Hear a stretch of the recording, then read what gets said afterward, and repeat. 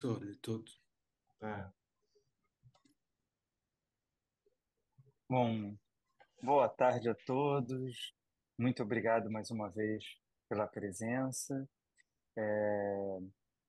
Hoje estamos aqui para ter a oportunidade, a felicidade de assistir a palestra do professor Stefano Micali, né? É mais uma apresentação no ciclo de encontros internacional Cultura e Subjetividade, organizado por mim, pelo querido professor e amigo Fábio Capelli de Castro, com sempre nas palestras internacionais com a participação fundamental da Débora Spatz, nossa querida tradutora. É um evento ligado à linha de pesquisa coordenada pelo Fábio, Fenomenologia e Hermenêutica, né? Com apoio da Escola de Humanidades, da PUC de Porto Alegre e do CDA. Vou passar agora para o querido Fábio e ele falar a apresentação do nosso professor hoje. Fábio, por favor. Ótimo. Bom, boa tarde a todos e todas que estão conosco. É um prazer enorme tê-los hoje conosco, em especial para ouvir este que eu considero um dos maiores nomes da fenomenologia contemporânea, o professor Stefano Micali, que é professor na Universidade de Leuven, né, onde ele também dirige o Centro de Fenomenologia, portanto, os famosos arquivos Husserl. O professor Micali tem uma vasta investigação sobre fenomenologia, inclusive em âmbitos interdisciplinares, né? Entre as grandes obras que ele publicou recentemente, né, há um livro chamado Tra l'altro e se stessi, Studi sull'identità, né, um livro muito interessante, muito original, né, do professor Stefano Micali, e também entre outros textos, tantos artigos, né, um dos quais estamos aguardando publicação aqui no Brasil, de uma tradução sobre a fenomenologia do déjà vu. Né? Nós temos aqui também outros livros como Phenomenology of Anxiety, né? Um livro que faz parte da coleção, famosa coleção fenomenológica, né? E livro sobre o qual provavelmente o professor hoje vai, de alguma maneira, falar na palestra dele, conferência, né, que se intitula, então, Towards a Polyphonic Approach to Emotions. Né? Então, eu vou passar ao professor a palavra. Eu sou o professor Micali. So it's a great pleasure to have. Então, professor Micali, é um grande prazer tê-lo conosco, é uma honra ter-se nesse ciclo de conferências sobre subjetividade. Eu dou ao senhor a palavra. Muito obrigado pela querida introdução e eu consegui entender tudo, que é um ótimo ponto de partida.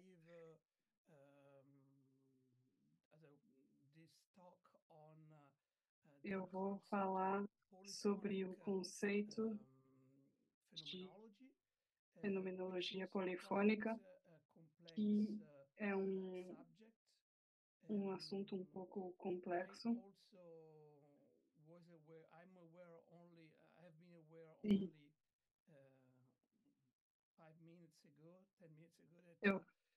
eu fiquei sabendo somente há pouco tempo sobre a tradução, então eu vou tentar falar devagar e espero que esteja tudo bem. O assunto é complexo porque a fenômeno, a, o fenômeno é muito complexo.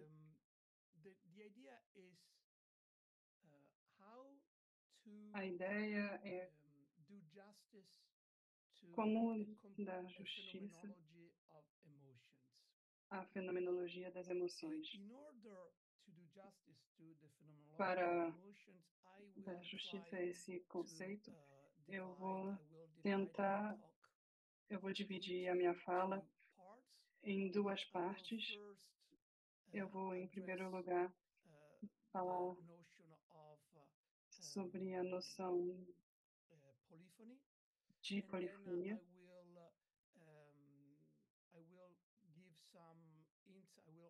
E depois farei alguns comentários, algumas considerações sobre a noção de fenomenologia.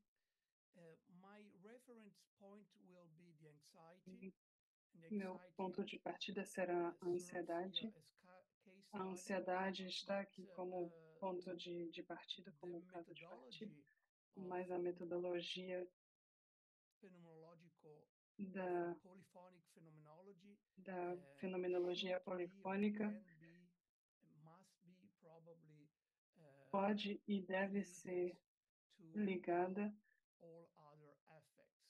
a outros efeitos também, de outros sentimentos como a vergonha, a culpa,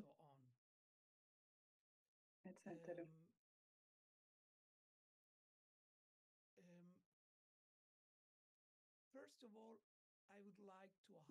Então, em primeiro lugar, gostaria de destacar dificuldades específicas ligadas à fenomenologia das emoções. Um primeiro problema está ligado à linguagem comum.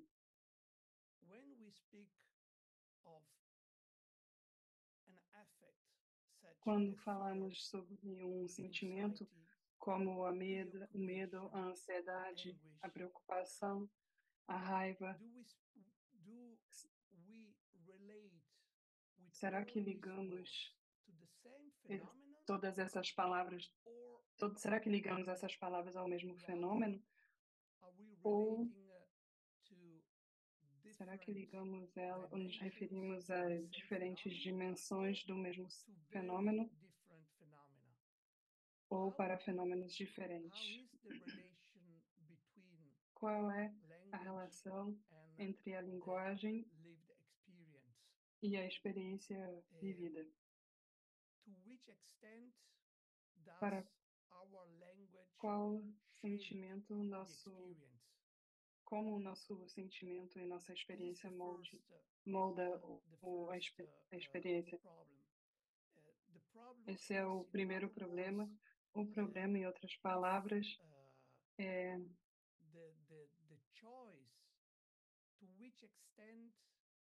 será que a escolha para qual sentimento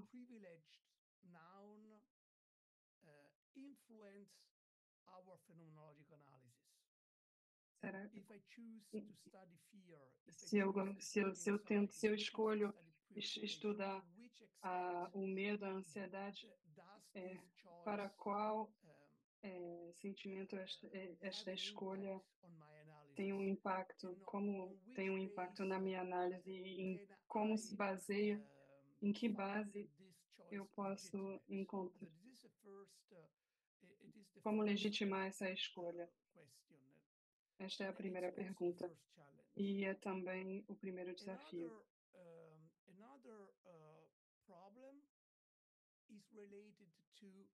Um outro problema está ligado à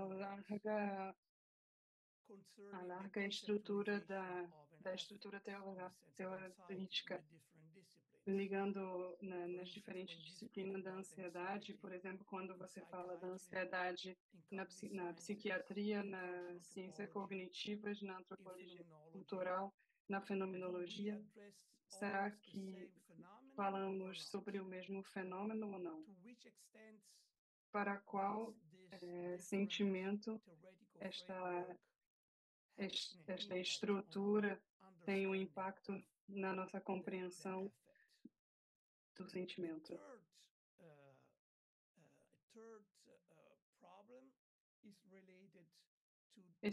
O terceiro problema está ligado ao fato de que cada conceptualização na estrutura tende a investigar um sentimento de maneira sistemática.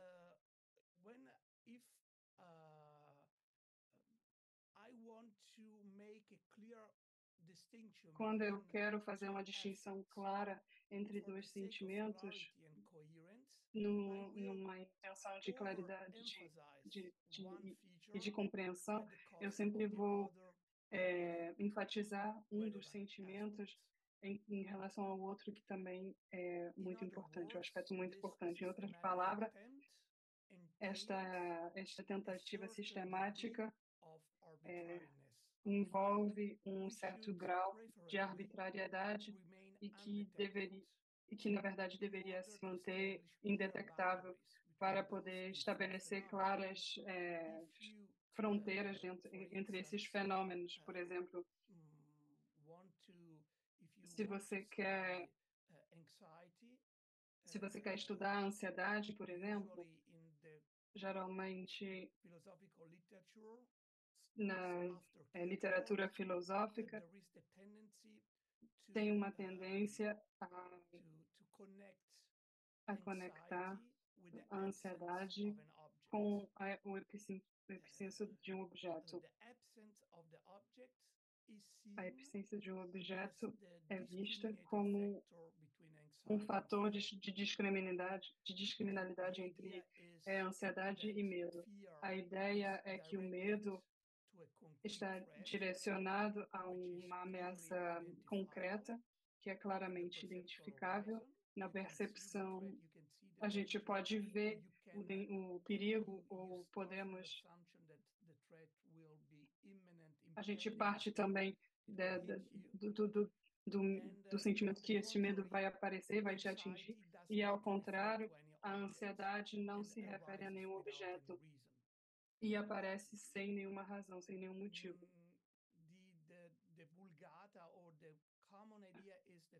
A ideia comum é que estas ideias começam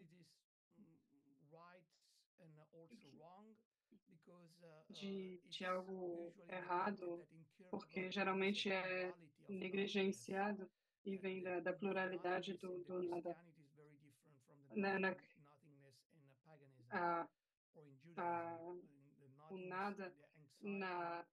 O nada no cristianismo é muito diferente das outras religiões, porque ele é ligado à experiência da culpa. E geralmente a situação é muito mais complicada. O que eu gostaria de esclarecer também e de reforçar também é que essa distinção entre dois sentimentos, por exemplo, a ansiedade e o medo, tem também uma consequência muito importante para outros sentimentos, para a análise de outros sentimentos. Por exemplo, no meu livro, eu me refiro a duas tradições maiores nos pensamentos filosóficos contemporâneos. Uma tradição está ligada aos nomes de Heidegger, Sartre, Tilly, e com a tradição existencialista. E, por outro lado, uma tradição menor, mas mesmo assim muito importante, uma tradição mais ecológica, ligada a nomes aos filósofos como Blumenberg e o neurologista Goldstein. Eu não quero fazer essa distinção, não quero desenvolver essa distinção, mas eu gostaria de dizer que nestas tradições, a distinção entre os dois sentimentos são importantes para desenvolver o ser humano como tal. Na tradição existencialista, a ansiedade é algo próprio do ser humano, ligado à nossa liberdade, à nossa condição, à nossa liberdade incondicional. E na outra tradição, na tradição ecológica,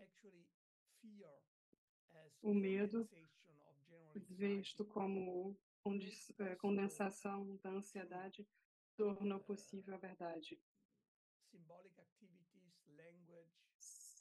Atividades simbólicas, interações sociais são coisas próprias ao ser humano. Eu acho que isso é importante nas duas tradições, a distinção entre o medo e a ansiedade ocupa um papel muito importante em relação à antropologia. Eu gostaria de ter certeza que estou falando devagar o suficiente. Sim, está tudo bem.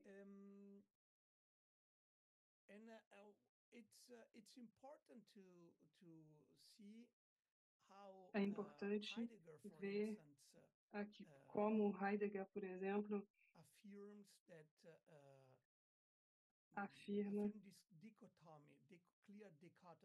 afirma esta dicotomia clara entre o medo e a ansiedade. A ansiedade é algo próprio algo exclusivo dos humanos, e o medo está ligado a algo concreto que vem de fora. Eu já falei que é importante que esta distinção tenha um impacto na distinção dos outros afetos, outros sentimentos. Por exemplo, o terror deveria ser compreendido não em relação com a ansiedade, mas em relação ao medo. Heidegger usa aqui o termo Entsetzes, traduzido em inglês por terror, francês terror, terror em italiano, espanto em espanhol e terror em português. E eu não vou, eu não quero mostrar agora eu não vou mostrar para vocês essa citação em alemão, mas é interessante que Heidegger considere somente o medo externo em relação, a ameaça externa em relação ao medo. O que vem de fora é algo ameaçador.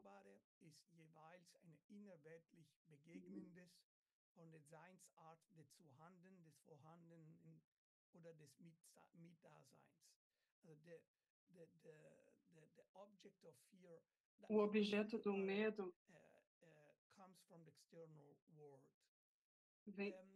do medo vem de algo externo, mas a investigação de Heidegger é muito complexa. Além do complexo, ele mostra a necessidade de três aspectos: a maneira como temos menos e sobre o que temos medo. De uma maneira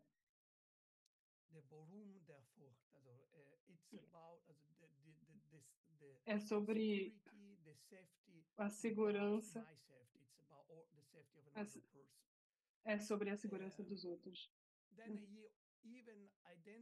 E mesmo ele identifica 6 estruturas para explicar somente o primeiro sentimento, algo que não é incomum na filosofia, que a grande complexidade da análise seja maior do que a complexidade do conceito. Isso aparece muitas vezes que um conceito muito complexo envolva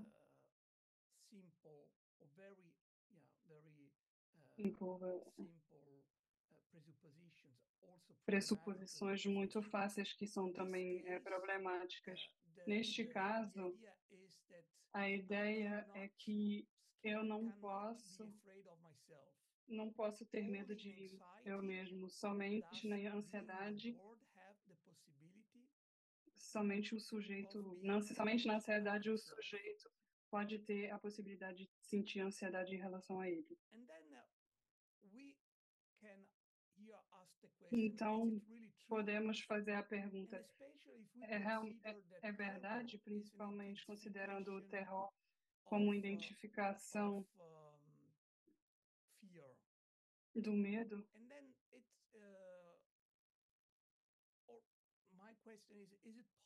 A minha pergunta é: será que é possível que esta dicotomia seja uma construção artificial? E, por final, eventualmente uma simplificação? Será que a loucura não nos assusta? Será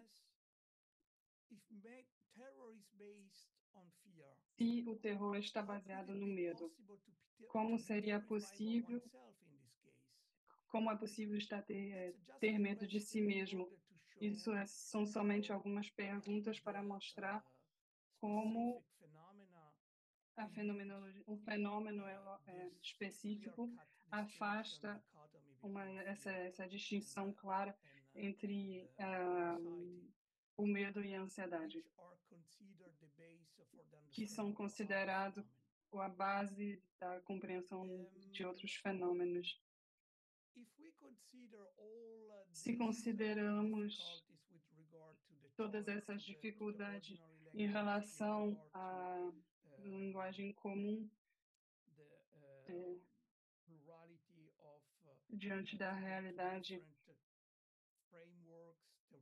das estruturas teóricas e a pluralidade da conceptualização do sentimento dentro das estruturas, eu acho que se torna claro que nós precisamos uma abordagem polifônica dos afetos, uma abordagem polifônica reforça o caráter pluralístico da nossa realidade numa perspectiva heterogênea. Eu tenho certeza que somente criando tensões entre diferentes vozes é possível dar justiças a fenômenos ambíguos como ansiedade. Eu gostaria de usar uma metáfora, porque os sentimentos são muito difíceis de escrever, porque, por um lado, os nossos conceitos moldam os nossos sentimentos, mas esses conceitos aparecem numa superfície fluida.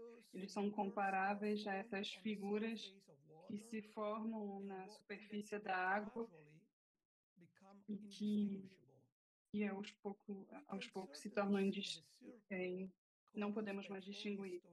Podemos ver esses círculos como a palavra ansiedade. Eles têm uma fisionomia e uma estrutura específica, mas a forma se dissolve facilmente em outra coisa. As diferenças parecem claras e elas se tornam diferentes de si mesmas.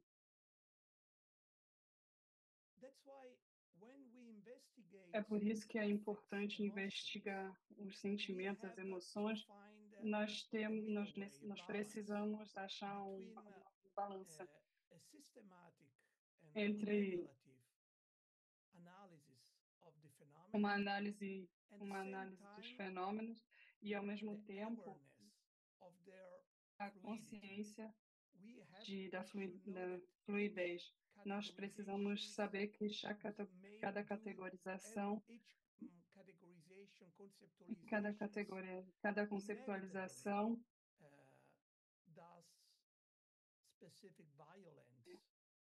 traz alguma violência específica para a experiência. Eu gostaria de mostrar como a escolha de um sentimento influencia a nossa compreensão do fenômeno. Eu comecei escrevendo, desenvolvendo a minha análise em alemão.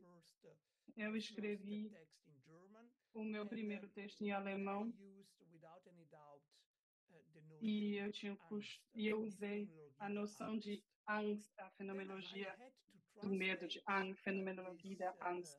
Mas depois eu tive que traduzir este texto para o inglês. E eu tive um problema muito grande. Qual palavra em inglês é a melhor escolha de tradução para a palavra Angst? Podemos, teoricamente, manter o termo original, mas a decisão de tradução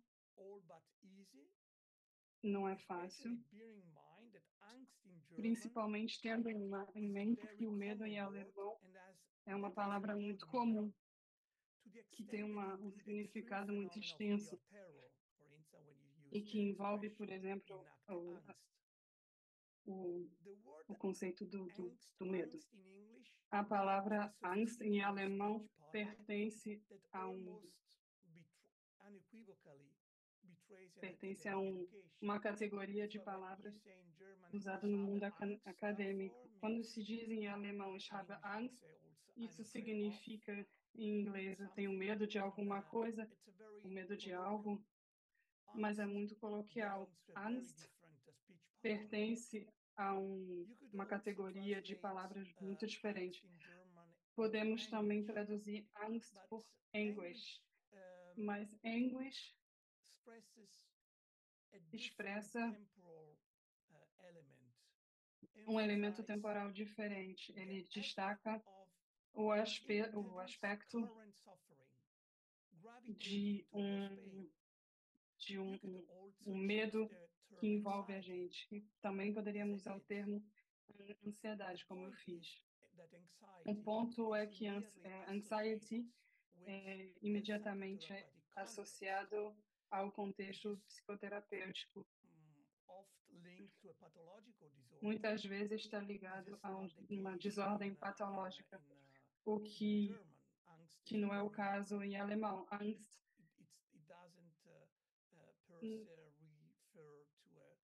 Angst não se refere à psicopatologia, a um contexto psicopatológico. É por isso que eu falo que é muito importante expressar, é muito importante não esquecer da relevância das camadas entre várias línguas. As nuances têm um impacto na nossa compreensão do afeto fenomenológico, do sentimento. Depois nos deparamos com situações de dois sentidos. Por um lado, se queremos ser rigorosos no sentido hermenêutico, precisamos reforçar a distinção entre as diferentes palavras, mas depois o risco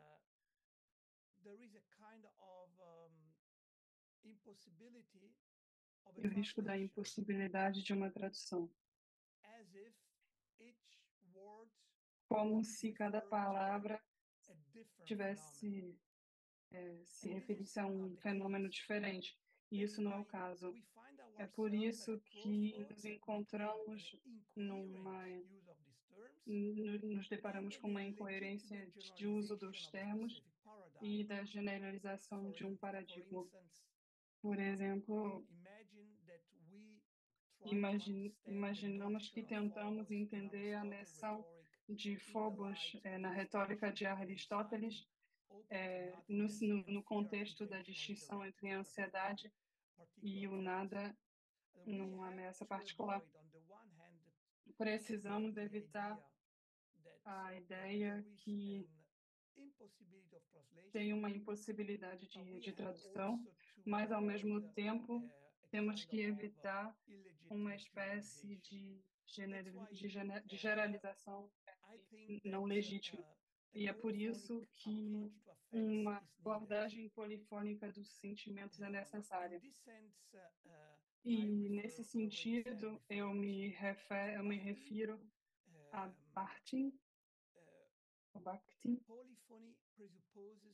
A polifonia pressupõe uma juxtaposição dramática das posições que não parecem facilmente compatíveis.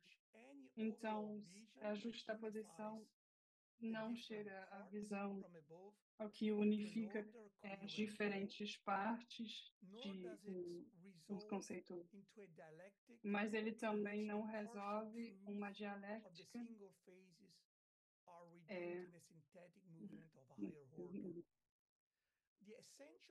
então, as categorias essenciais da polifonia são a coexistência e a interação que se opõe à noção da evolução. Mas Bakhtin quer evitar a ideia de uma visão completa, que todos os elementos são colocados juntos num conceito coerente, mas ele quer também um movimento dialético no sentido de Hegel, em que todos os elementos estão unificados de acordo com uma narrativa, de acordo com uma narrativa coerente.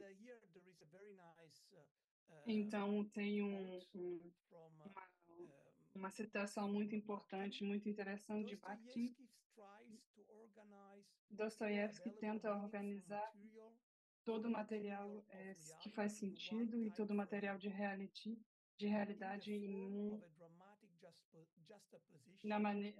no sentido de uma juxtaposição dramática, e ele tenta desenvolver de maneira extensa. Um artista como Goethe, por exemplo, passa de maneira orgânica numa sequência que envolve.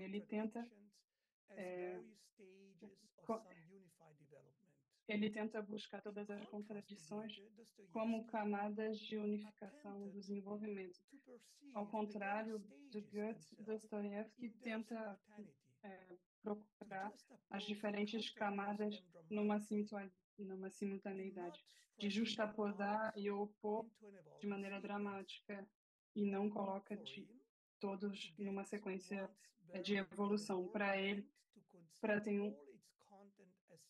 para conceber todo o conceito como simultaneidade, e para entender a inter-relação de um momento isolado. Eu gostaria de me concentrar nessa expressão e entender seus pensamentos. É algo que precisamos na nossa sociedade globalizada e plurilingüística. A justaposição dramática coloca várias perspectivas contemporâneas em oposição, criar um mundo plurilinguístico com tensões irredutíveis entre vários pontos de vista. Por isso, o meu trabalho, Fenomenologia da Ansiedade, pode ser visto em vários estágios e podem ser como um arquipélago de diferentes fragmentos que refletem a mesma questão, mas em pontos de vista diferentes. É necessário da justiça para a alteridade, e eu preciso também falar que a minha leitura de Bakhtin, da sua teoria polifônica, é muito influenciado por outros pensadores como Levinas, da ideia de Derrida, uma abordagem, e outros filósofos.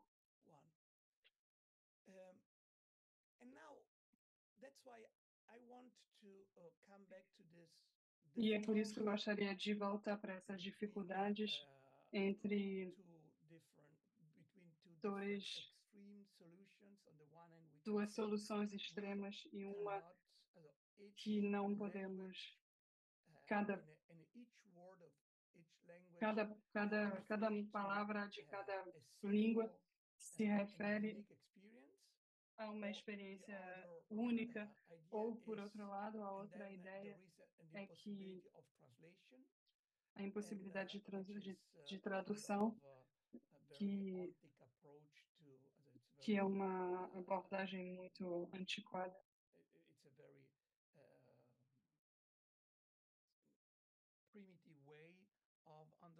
É uma maneira muito primitiva de entender as relações entre as linguagens e, por outro lado, podemos também dizer que há somente um conceito geral de medo e de ansiedade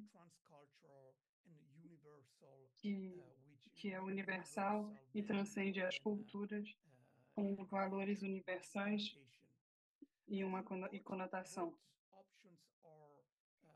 Eu acho que as duas opções são problemáticas e não viáveis, e é por isso que é importante desenvolver as diferenças entre vários fenômenos e vários contextos.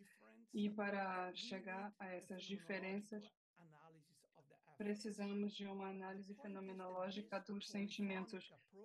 E essa abordagem polifônica requer a fenomenologia, a análise fenomenológica dos conceitos para acessar aos sentimentos dessas experiências, que esses conceitos se referem. Será que esses contextos se referem esses conceitos se referem à mesma diferença? É claro que a minha abordagem é também influenciada por Merleau-Ponty, pela sua ideia de um ser. É importante de destacar este ponto, que não devemos subestimar a importância do contexto social para na compreensão do sentimento, e destacar também destacar a genealogia escondida de alguma do aspecto o aspecto social é muito importante nessa investigação.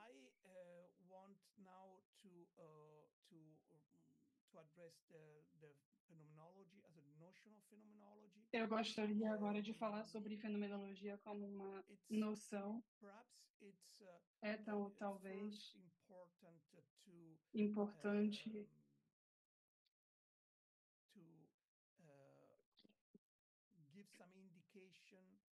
importante dar algumas indicações sobre a noção de filosofia.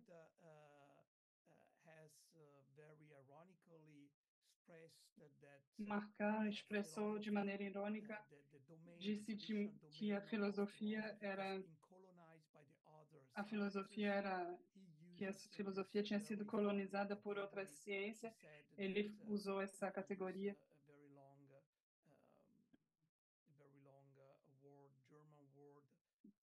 Ele usou uma palavra alemã para dizer que a única competência que os filósofos têm agora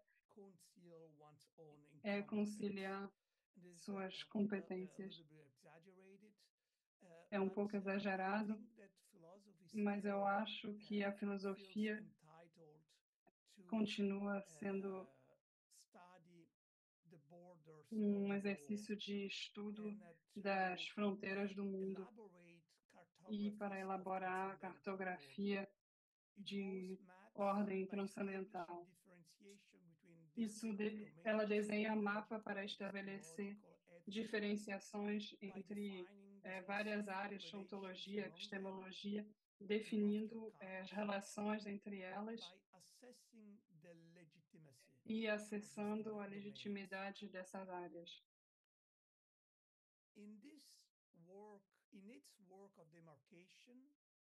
Em seu trabalho de demarcação, a filosofia negligencia e exclui algumas dimensões e ordem de experiência.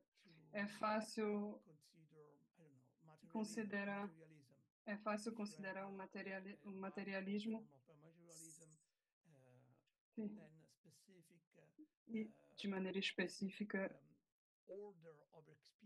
um específico ordem de experiência dentro do qual algumas ordens só têm legitimidade.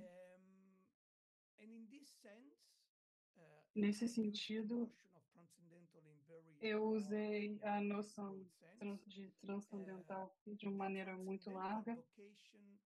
A vocação transcendental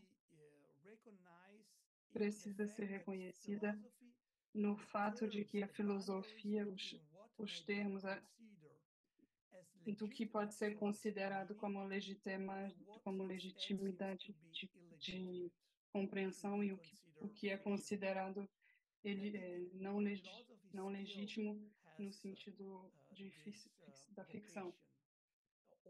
A filosofia tem todas as pesquisas filosóficas têm essa vocação transcendental, faz a diferença entre o que é um logos legítimo ou não. Porém, a situação é mais complicada. Nas áreas excluídas, o resto de o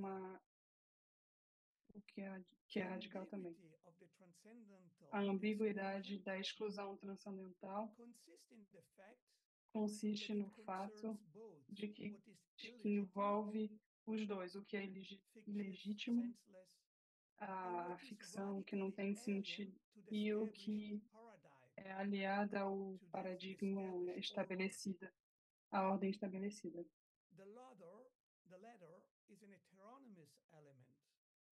A escala é um elemento de heterogeneidade.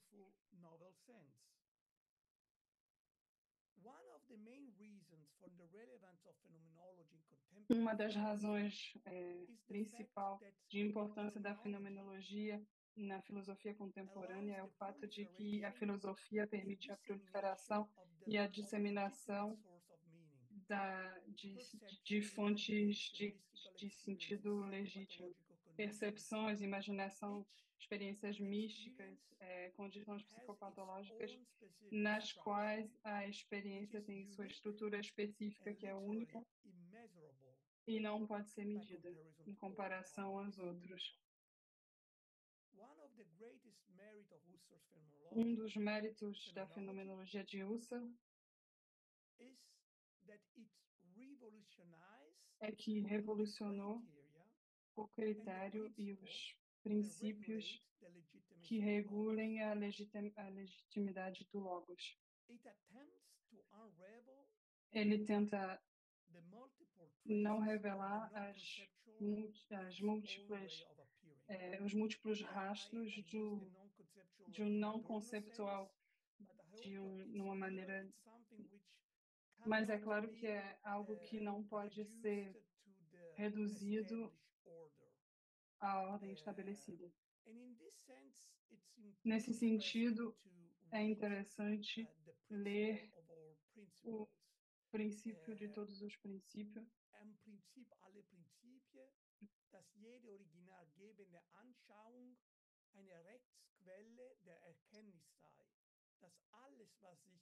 uns in der Intuition originär sozusagen seine leibhafte Wirklichkeit darbietet, einfach anzunehmen sei, als was es sich gibt, aber auch nur in den Schranken, in denen es sich da gibt, kann uns keine erdenkliche Theorie irre machen. Yeah, you could see that I translated into English. Eu traduzi em inglês. Então, cada intuição originária múltipla é uma fonte de conhecimento, de cognição. E isso é muito interessante, e nós precisamos descrever essa intuição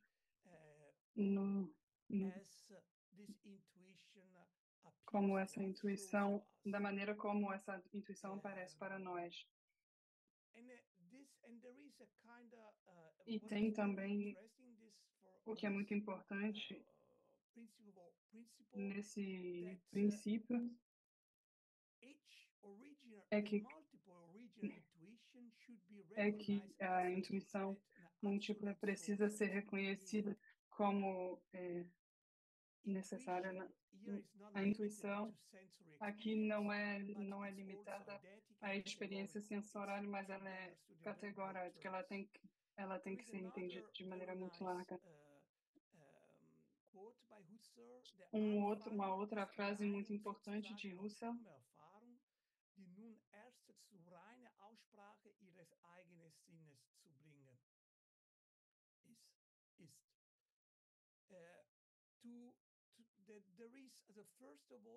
Então tem, em primeiro lugar, uma espécie de uma experiência escondida que o fenomenologista precisa ser capaz de deixar falar, de dar palavras a essas expressões, de conferir palavra a experiências, de dar voz a essas experiências. Para mostrar aqui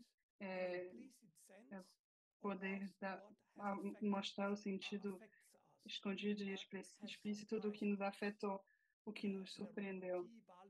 Merleau-Ponty destacou esses aspectos.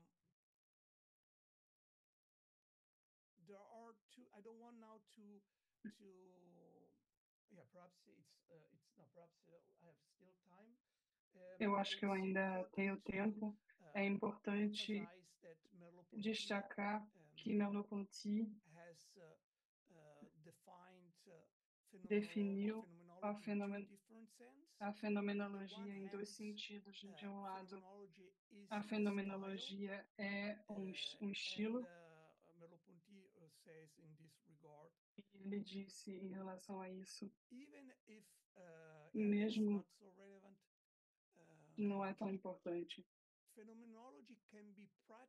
A fenomenologia pode ser praticada e identificada como um estilo de pensar, uma maneira de pensar que existiu como um movimento antes de chegar a reconhecimento de si mesmo como uma filosofia. É uma coisa se seus aderentes descobriram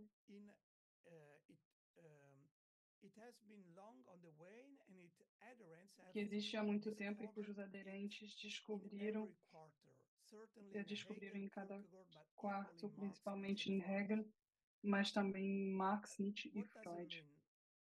O que isso significa? A fenomenologia precisa ser compreendida como uma maneira muito precisa de descrever as experiências e uma maneira sem prejuízo, de uma maneira muito aberta e muito meticulosa e rigorosa. Nesse sentido, podemos encontrar excelentes descrições fenomenológicas em Proust, Nietzsche, Hegel.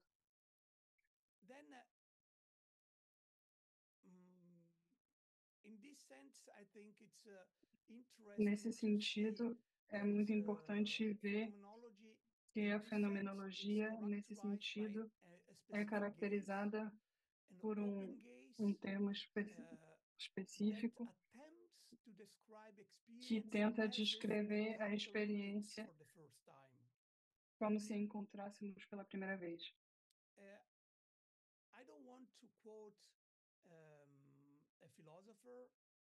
Eu não quero citar um filósofo somente para descrever,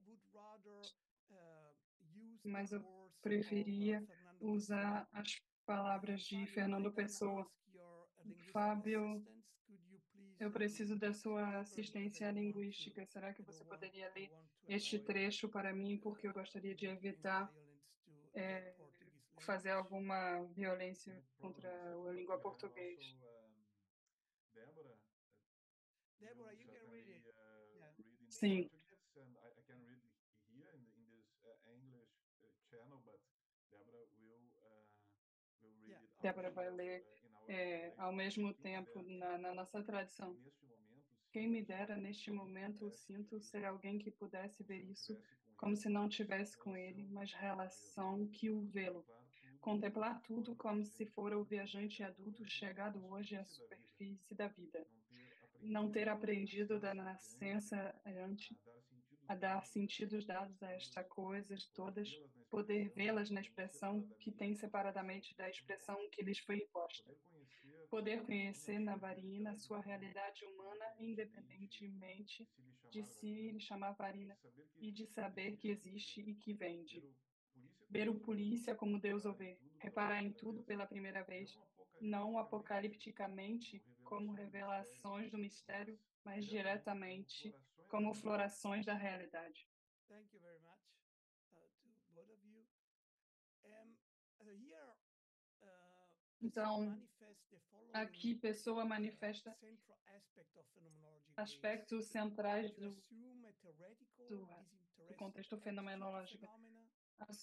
Assumir os fenômenos teoreticais não interessados, visto ser capaz de vê-los como se eu fosse alguém que não tivesse relação com nenhum deles, descrever o fenômeno como se fosse a primeira vez, se educar de uma maneira infantil como adulto,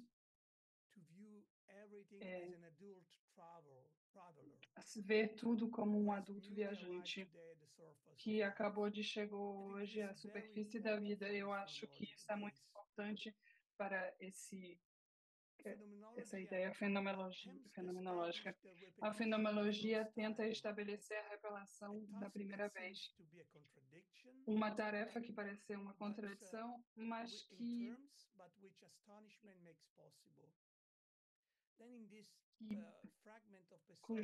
cuja compreensão possibilita a ideia de suspender todos os prejuízos e os costumes mentais e também para chegar a acessar fenômenos separadamente da sua existência, ser capaz de reconhecer independente, reconhecer a sereia independentemente de chamá-la de sereia e saber que ela existe. E por outro lado, temos também a fenomenologia como um método filosófico, uma fenomenologia estabelecida por Husserl, caracterizada por uma época transcendental, a suspensão independente da nossa crença natural e experiência de um mundo, a redução que permite definir os momentos invariavelmente dos fenômenos e a análise da correlação entre noesis e moema. Nos pensamentos contemporâneos tem uma insistência nas diferenças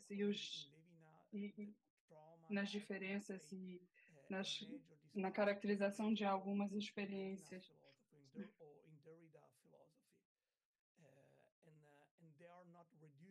E não são reduzíveis. A sincronicidade da intenção em correlação. Mas mesmo neste caso, o conceito da intencionalidade continua central porque a correlação entre noesis e noesis servem de ponto de partida, ponto de referência. Um dos motivos pelos quais eu tomei a decisão de pesquisar este tema, eu achei muito interessante iniciar a pesquisa sobre os afetos, o sentimento de ansiedade numa perspectiva fenomenológica, estava ligado à noção de intencionalidade. Se a ansiedade é caracterizada pela ausência de referência a um objeto, E se a fenomenologia está baseada na noção de consciência intencional, como seria possível manter a fenomenologia, ou desenvolver a fenomenologia da ansiedade? Eu não vou responder estas perguntas, pois eu escrevi um livro sobre isso, mas agradeço muito pela atenção. Muito obrigado. Muito obrigado, professor Micali, pela sua grande apresentação. Nós temos duas perguntas, porque eu também tenho uma. Então, eu vou traduzir a primeira pergunta, que é uma pergunta de Kátia. Eu acho que ela já tinha escrito essa pergunta antes da sua explicação da angústia e da ansiedade.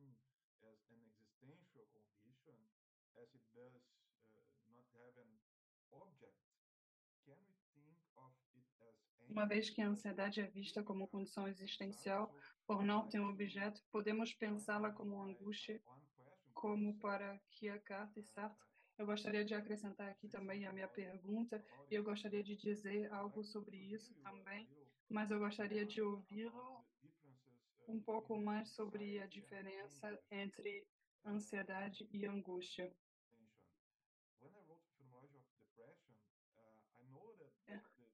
Quando se trata de depressão, sabemos que o manual de distúrbios não se refere à angústia, ele se refere à ansiedade. O que você acha? O que você acha desta omissão de um manual? Como explicar essa omissão da experiência da angústia? Talvez também seria uma boa ideia traduzir logo a terceira pergunta. O professor Claudinei fez a pergunta seguinte.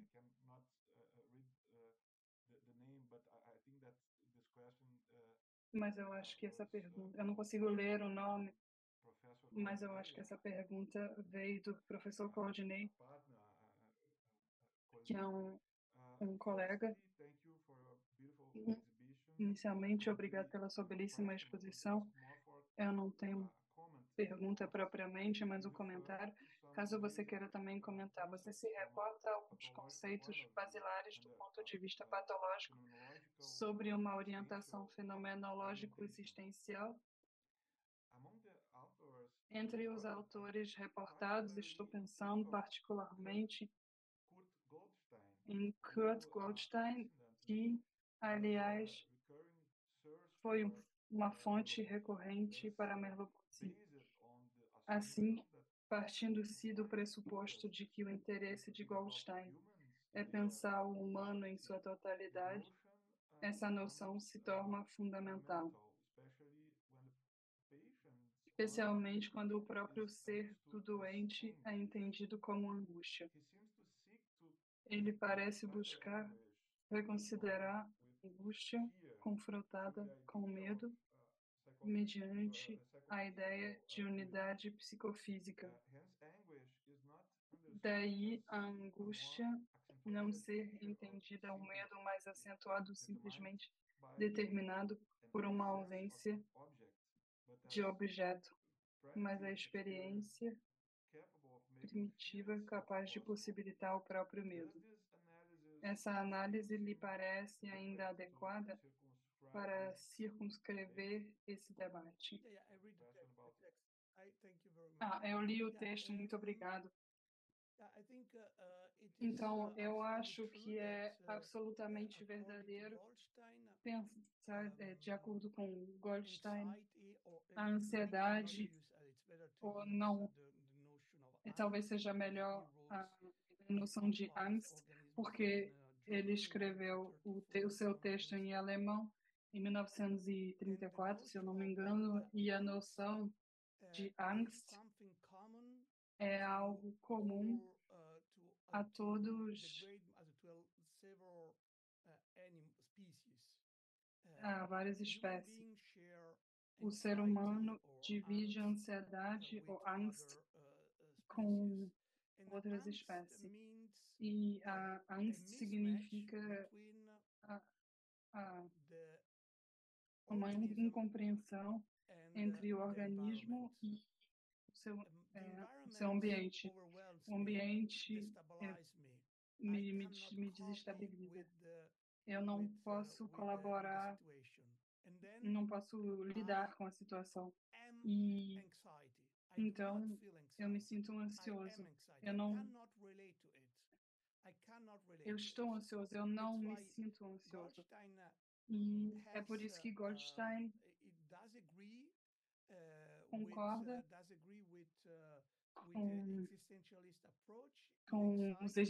com a abordagem existencialista.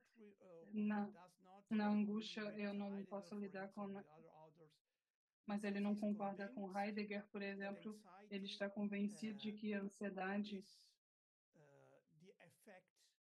é o sentimento de uma incompreensão entre o ambiente e o organismo.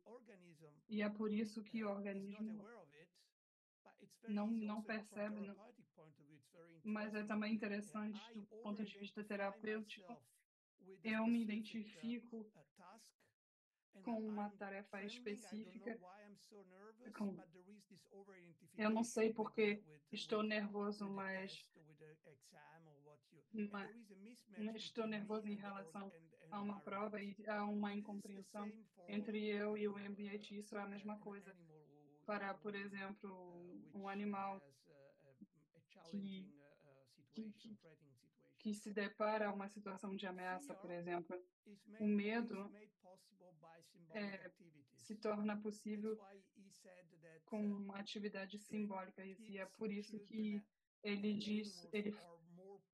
ele fala que crianças e animais são mais afetados por ansiedade do que medo. Blumenberg e Goldstein pensam que a nossa linguagem, a nossa razão é um mecanismo de defesa contra a angústia. A nossa linguagem, os nossos rituais sociais, são mecanismos de defesa contra a ansiedade, e através dessas linguagens podemos condensar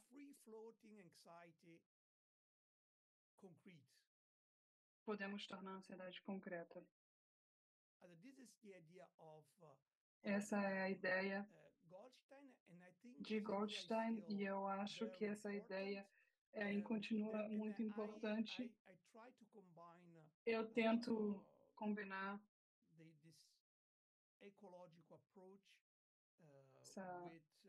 essa abordagem ecológica mas eu também preciso dizer que Goldstein e Blumenberg, que as abordagens deles têm uma fragilidade, uma fraqueza importante. A fraqueza se encontra no fato de que essas formas de ansiedade, ou essas formas de angst, são similar, ou é muito similar à noção de trauma de Freud. É algo que nos sobrecarrega. E a minha ideia é de que Freud faz uma distinção, na verdade não de trauma, mas a ideia de angst. A ideia de angst é muito parecido com a noção de terror de Freud, que é uma experiência. E eu acho que a ansiedade precisa ser diferenciada do terror ou da experiência de desestabilização, e precisamos fazer uma topografia onde de um lado teremos eventos traumáticos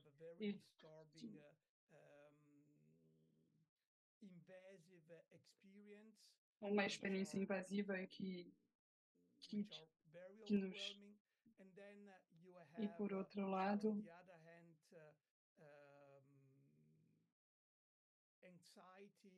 a ansiedade como antecipação imaginativa do futuro ruim. Na ansiedade, a imaginação ocupa um papel muito importante. Em angst, sempre tem uma preocupação literal. O presente é ocupado pelo futuro através da imaginação. Você antecipa a situação futura através da imaginação. E a distinção entre antecipação e imaginação é muito tênue. Eu queria hoje falar sobre questões metodológicas, mas se consideramos a fenomenologia, os aspectos de ansiedade na fenomenologia, a ansiedade é caracterizada pela imaginação imaginativa. A antecipação imaginativa ligado e nós estamos ligados a isso pelo fantasias obscuras. Mas isso é algo diferente. Mas isso é um problema importante, não somente na perspectiva ecológica, mas também na existencialista, por exemplo. Para Heidegger, a ansiedade não está ligada à imaginação, o que é muito estranho. O que é muito estranho mesmo. E o elemento da ansiedade, já que o elemento da ansiedade é a imaginação, é interação entre antecipação do futuro e a imaginação. Eu acho que eu terminei aqui. Eu tenho uma pergunta sobre este ponto, sobre possibilidade de fenomenologia transcendental, talvez uma abordagem transcendental. Qual seria o papel de Lebensfeld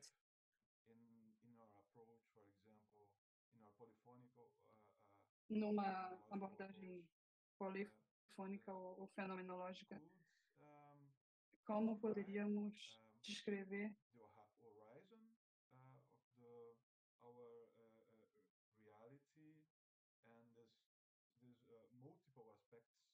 e os aspectos múltiplos da experiência polifônica com o conceito husserliano?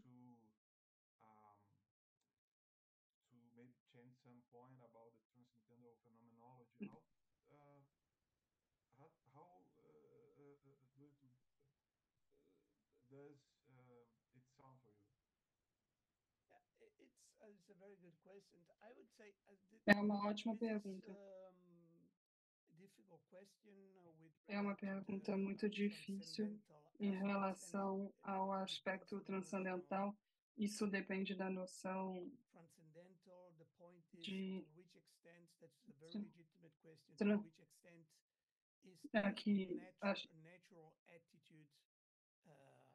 que ponto a atitude natural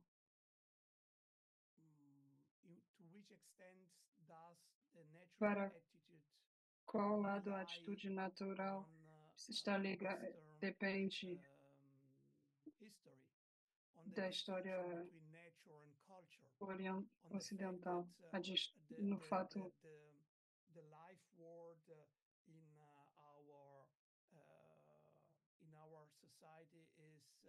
a palavra vida na nossa sociedade começa com uma distinção clara entre animado e inanimado. Entre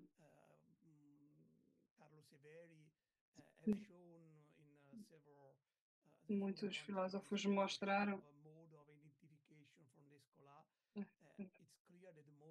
é claro que o modo de identificação na cultura americana é muito difícil, é muito diferente no modo de distinção de Husserl, da noção de uma atitude natural de Husserl. Então, o ponto é, na natureza, cada um tem a mesma natureza em termos de uma palavra independente de nós. Uma independência de nós pressupõe a revolução científica de Galileu.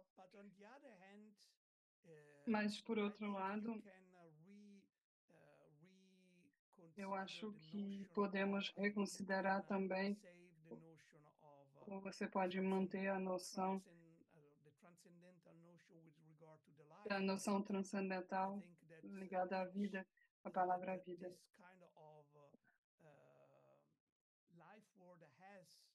Que a vida está ligada a esses diferentes modos de identificação. E é por isso que eu faria essa distinção, na qual o ponto, em qual distinção,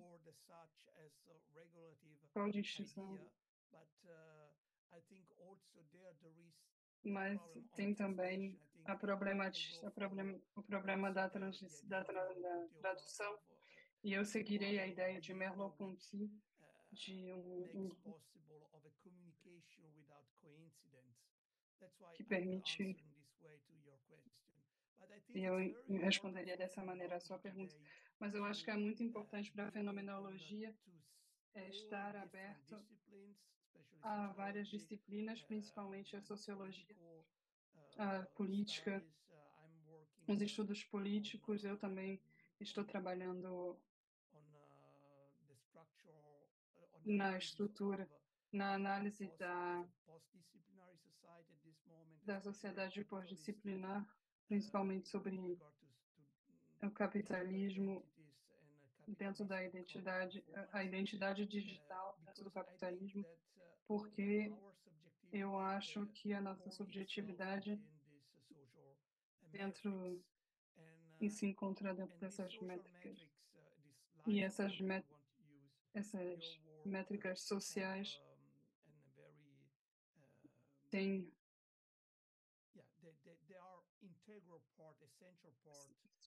são partes essenciais de uma investigação, da nossa investigação fenomenológica.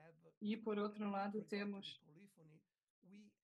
em relação à polifonia, temos que estudar também diferentes, e não podemos,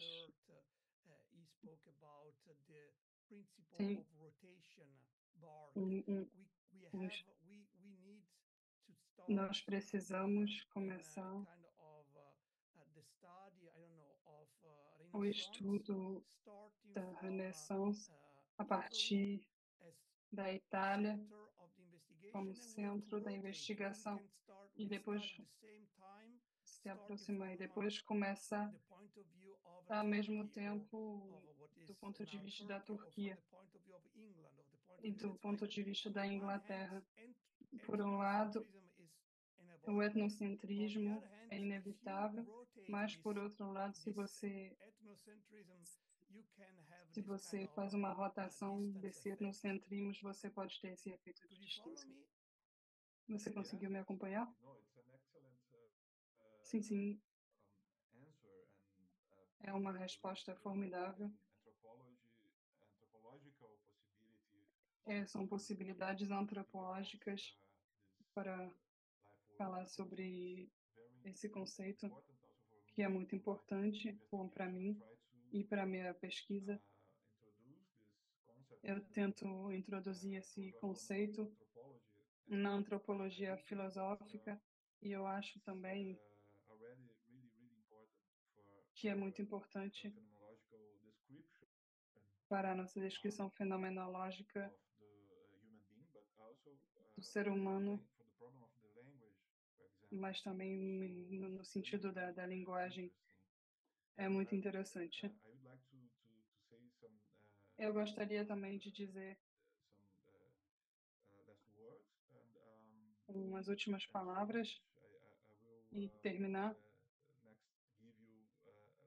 Eu vou the deixar floor, o senhor your, falar uma última vez, I would like to say only that your work mas eu very gostaria de que o important seu trabalho é muito influence for importante, us. I hope uma we grande can have influência new para nós, e eu espero collaborations que podamos ter and novas publish more and more colaborações e publicações, cada vez mais publicações dos seus textos aqui no Brasil, e eu espero publish this que você text publicará in our este next texto na volume, próxima, Cultura e no nosso Subjetividade. próximo volume de Cultura e Subjetividade. It is a real pleasure for us É um grande prazer to hear you and to have you ouvi-lo in our e tê-lo Cultura e Subjetividade. So, Stefano no, Micali, thank you very much for conosco. your Stefano Micali, muito generosity, obrigado pela sua generosidade acceptation, and e por ter aceitado this for this beautiful conference. e por essa linda apresentação. So I give you the floor last time just for Thank finish. you very much for Muito having obrigado me. por me I'm receber. very happy Eu estou muito feliz. to have this opportunity to speak about Estou muito my feliz por research, essa and also oportunidade e feliz em poder falar sobre a minha I pesquisa. studied quite a lot. E eu comecei também a bastante Amerindian culture from culture point of view. That's why it's e por and isso I really have the impression that eu realmente tenho a impressão de cultural que life in Brazil, a vida cultural de maneira no aspecto da filosofia e da literatura no Brasil é está em condição ótima, e é por isso que eu estou muito feliz em reforçar essa colaboração. Tenham um ótimo dia. Eu não sei exatamente que horas são, pois aqui já são, aqui estamos 4 ou 5 horas à frente de vocês. Sim, sim, agora estamos em plena tarde aqui no Brasil.